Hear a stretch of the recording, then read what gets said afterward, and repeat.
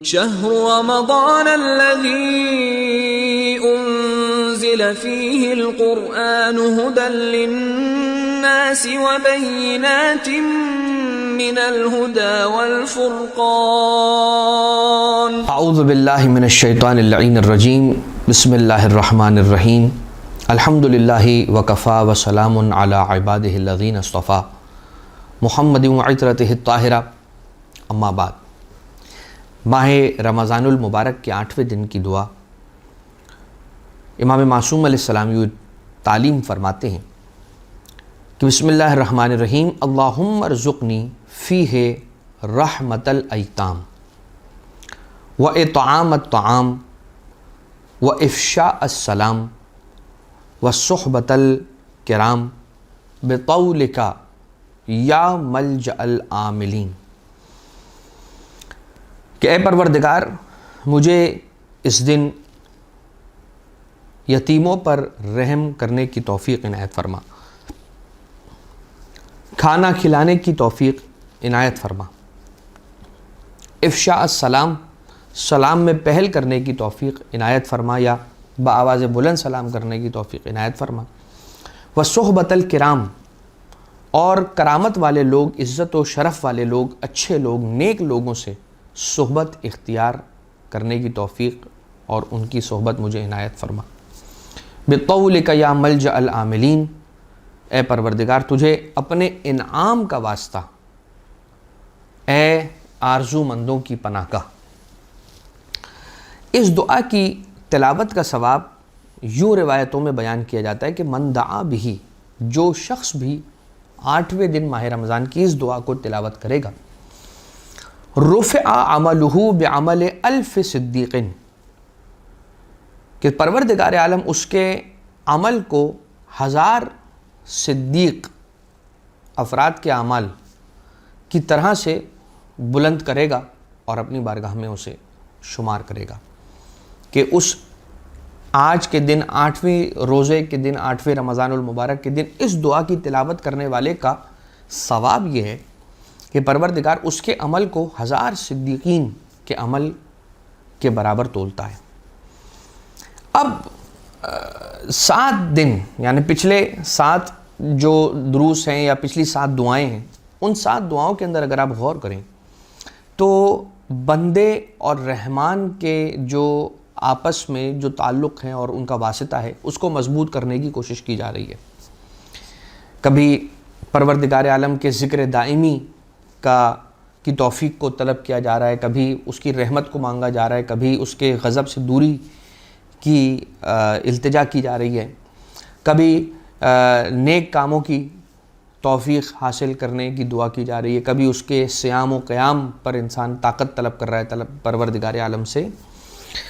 آج کے دن جو دعا ہے تعلیم فرمائی امام معصوم علیہ السلام نے، اس دعا میں بندے کا دیگر بندگان خدا سے جو تعلق ہے اسے استوار اور اسے مضبوط کرنے کے حوالے سے گفتگو ہو رہی ہے، یعنی جو عنوان ہے اس دعا کا وہ یوں ہے۔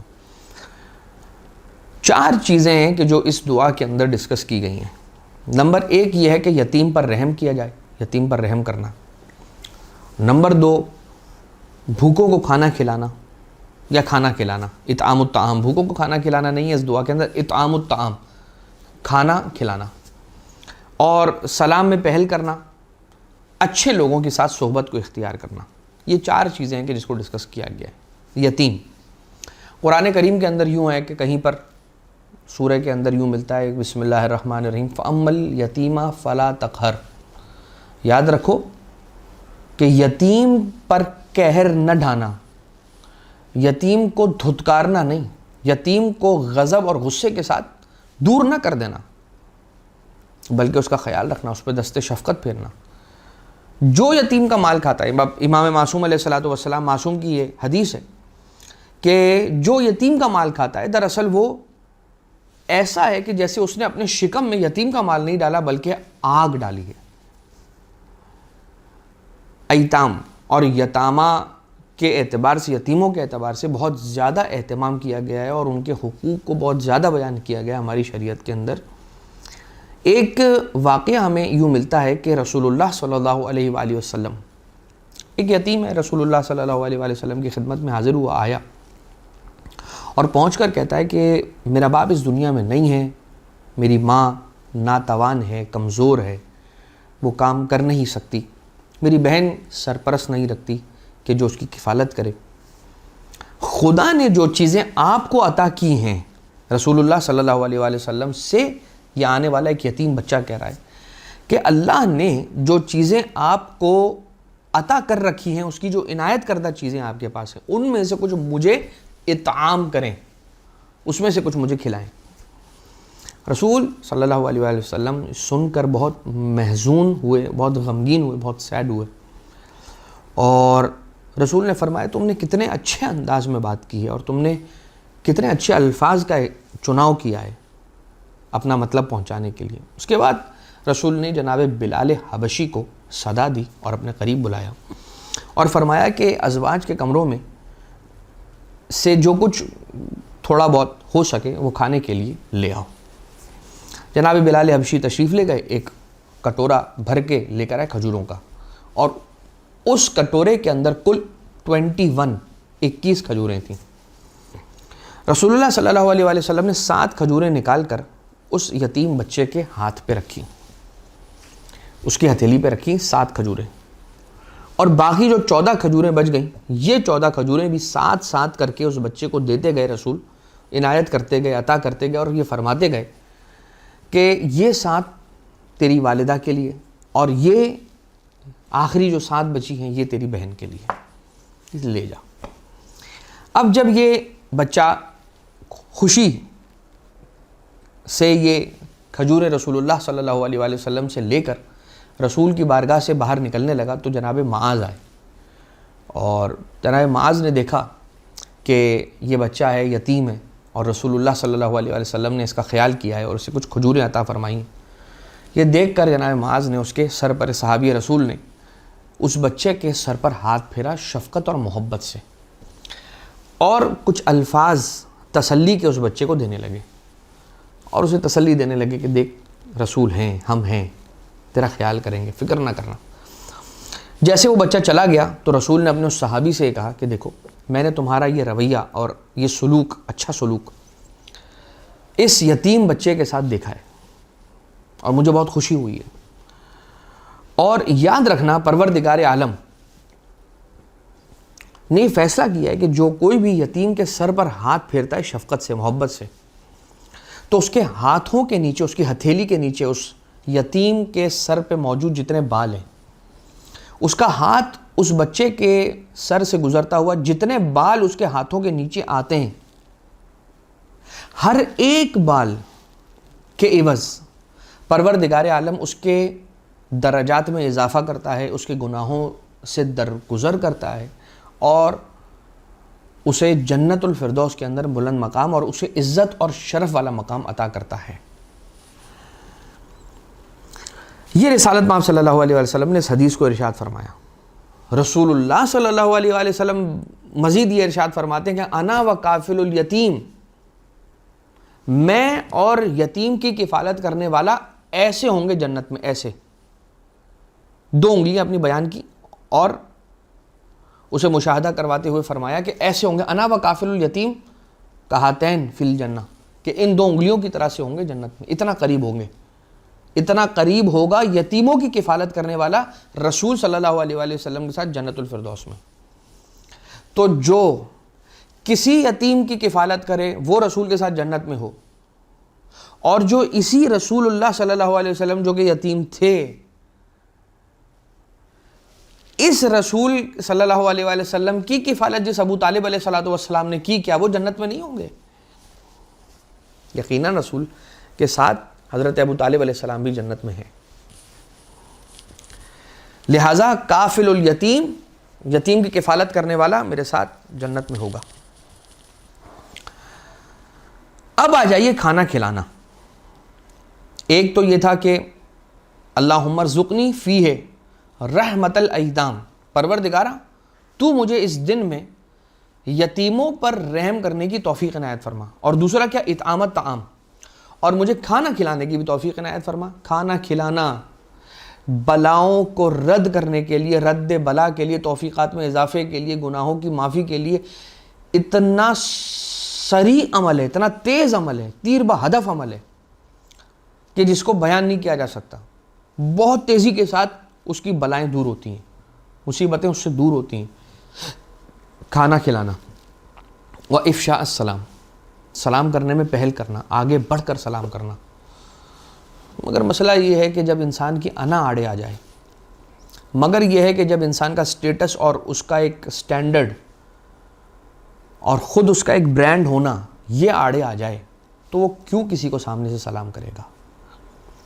ہمارا معاشرہ ہے بھی اس طریقے کا کہ اگر کوئی شریف انسان یہ سوچتا ہے کہ میں کسی دوسرے شریف کو، لیکن چونکہ وہ پیسے والا ہے، اس کو اگر سلام کرنے میں پہل کروں گا تو چونکہ ہماری سوسائٹی عجیب و غریب نارمز بنا چکی ہے اور عجیب و غریب ہمارے سوسائٹی کے سٹینڈرڈز اور ٹرینڈز بن چکے ہیں کہ اگر کسی مالدار کو سلام کیا ہے کسی کم مالدار شخص نے تو یہ کہا جائے گا کہ اس کے مال کی وجہ سے سلام کر رہا ہے.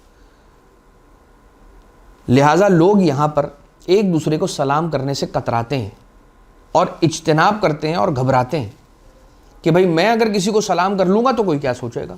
انسان کی اپنی نیت ٹھیک ہونی چاہیے بس. اس کے بعد دنیا کیا سوچتی ہے وہ اس کی بات ہے، اس کی نیت ہے، اس کا اپنا عمل ہے. لیکن ہمیں اپنے معاشرے کے نارمز کو بھی ٹھیک کرنا ہوگا. بہت آسان ہوتا ہے کسی کے لیے یہ کہہ دینا کسی کے بارے میں کہ دیکھو وہ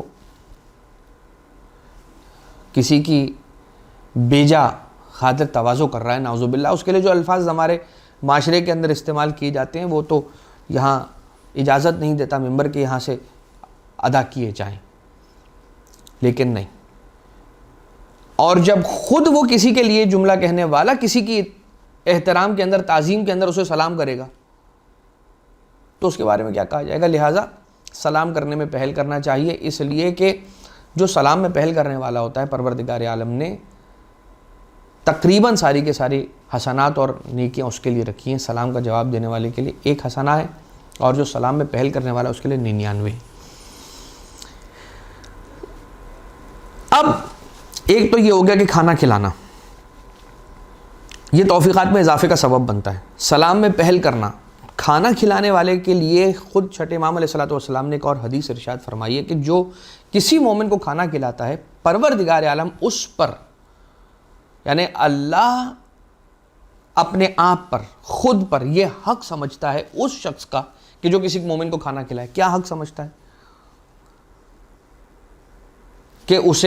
کہ جو کسی مومن کو دنیا میں کھانا کھلائے پروردگار اس شخص کو جنت میں کھانا کھلائے اور غذا کھلائے. تو جنت میں کھانا کھلانے کے لیے پروردگار عالم کو اس شخص کو پہلے جنت بھیجنا پڑے گا. جب وہ جنت جائے گا تو اسے کھانا کھلایا جائے گا. تو اس کے معنی یہ ہوئے کہ جو شخص کسی مومن کو کھانا کھلا رہا ہے وہ جنت میں بھی جائے گا، اور جنت میں جب جائے گا تو رب ذوالجلال کا یہ فیصلہ ہے کہ میں اسے جنت کی غذا کھلاؤں گا جو دنیا میں میرے کسی مومن بندے کو غذا کھلاتا ہے.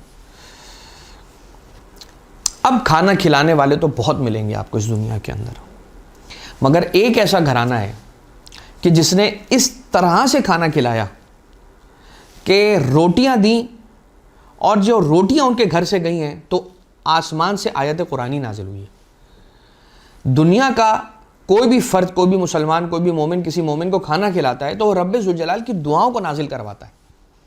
لیکن اہل بیت اطہار علیہ السلام، پنجتن پاک علیہ السلام، رسول اور اولاد رسول، مولا کائنات امام حسن، امام حسین، حضرت زہرا سلام اللہ علیہ، بی بی فضہ سلام اللہ علیہ بھی اس میں شامل ہیں. یہ وہ ہستیاں ہیں کہ جب یہ اپنا کھانا دیتی ہیں، یہ ہستیاں یتیمن و مسکینن و اسیرا، تو یہ بارگاہ الہی سے سورہ نازل کروا لیتی ہیں. ان کا عمل اتنا خالص ہے. انما نطعمکم لوجہ اللہ لا نرید منکم جزاء ولا شکورا. کیسے ہوں گے وہ کھانا کھلانے والے کہ جو کھانا کھلا کے آیات قرآنیہ نازل کروا لیں؟ کیسے ہوں گے وہ کھانا کھلانے والے؟ لہٰذا پروردگار عالم نے کھانا کھلانے کا حکم دیا اپنے بندوں کو، اور اس کے بعد مثال رکھ دی کچھ ایسے کھانا کھلانے والوں کی کہ جن سے بڑے کھانا کھلانے والے اس دنیا کے اندر نہیں ملیں گے. لہٰذا انسان کتنا بھی کھانا کھلا لے اتنا بڑا نہیں بن سکتا جتنا اہل بیت اطہار علیہ السلام عظیم ہیں کہ ان کے لیے تو آیت قرآنیہ نازل ہو گئی. لہٰذا کبھی انسان اس بات پر فخر نہ کرے کہ میں نے اتنے لوگوں کو کھانا کھلایا یا میں روزانہ اتنے لوگوں کو کھانا کھلاتا ہوں. پروردگار عالم کا فضل ہے ہر انسان پر کہ جو انسان نیکی کر پاتا ہے. سلام میں پہل کرنا انسان کے غرور اور تکبر کو توڑ دیتا ہے. اس کے غرور کو تکبر کو توڑ دیتا ہے. لہٰذا سلام میں پہل کرنی چاہیے. اور کیا صحبت الکرام اچھے لوگوں کی صحبت کو اختیار کرنا چاہیے. نیک لوگوں کی صحبت کو اختیار کرنا چاہیے. اس لیے کہ اگر انسان نیک لوگوں کی صحبت کو اختیار کرے گا تو کیا ہوگا؟ بالآخر وہ نیک لوگوں جیسا ہو جائے گا. مولا امیر کائنات علیہ السلام فرماتے ہیں کہ تم اچھے لوگوں سے دوستی کرو تاکہ ان جیسے ہو جاؤ، اور اگر برے لوگوں سے دوستی کرو گے تو ان جیسے ہو جاؤ گے. لہٰذا تم جیسا بننا چاہتے ہو ان جیسے لوگوں کے ساتھ دوستی اختیار کرو. پروردگار عالم سے دعا کرتے ہیں کہ بار الہ تجھے واسطہ محمد و آل محمد کا ہمیں اچھے دوست عنایت فرما، اور جو اچھے دوست تو نے ہمیں دے رکھے ہیں ان کی دوستی ہمارے ساتھ برقرار فرما، ان کی دوستی کا حق ادا کرنے کی ہمیں توفیق عطا فرما. پروردگارہ جو مومنین ہیں انہیں کھانا کھلانے کی توفیق عنایت فرما، اور اپنی رحمتوں کا مرکز ہم سب کو قرار فرما. وما علینا الا البلاغ المبین. وصلی اللہ علی محمد و آلہ الطیبین الطاہرین.